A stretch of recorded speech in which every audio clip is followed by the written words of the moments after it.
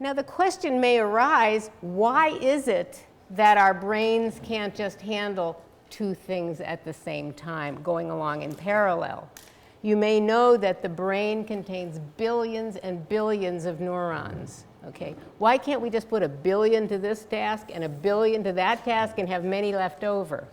Well, there's a bottleneck in the brain, and it's referred to as working memory. Some people call this short-term memory. Okay, now what is working memory? Working memory is the small amount of information that you can hold in your mind at any one time, and it's very small. Okay, for example, when you look up a phone number, you can use that number right away and call somebody.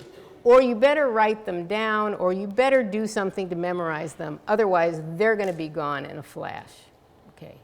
Another really good example of short-term memory and the limitations are reading the newspaper. For any of you who still use the paper version of newspapers, if you're reading an article on page 1, and suddenly you get to the bottom, and in the middle of a sentence it says, continued on page A7. Okay, so you have to turn to page A7. You've got to scan all of the headlines to find out which is the one that continues your story, and by that time, you often can't remember what the beginning of your sentence was, and that's because your attention has been focused on so many other things in the interim that you've lost your place. Now, what I gave you to do and switch task on was very simple. I gave you the sentences and you could read them as you were writing. But what if I had asked you to write your own sentences? I want you to write a sentence describing your mother on one line and a sentence describing your job on the other. That would be really impossible, but that's more like what we're doing when we're multitasking and switch tasking all the time. Okay.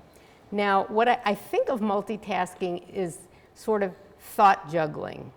You're working on something and you just throw that thought up in the air, and then you go over here and you do something, and you got to get back here before it falls on the ground. Well, it's hard because you have to be reasonably quick to do that. And so often, you got to pick it off the ground and say, what was this, where was I, and start over.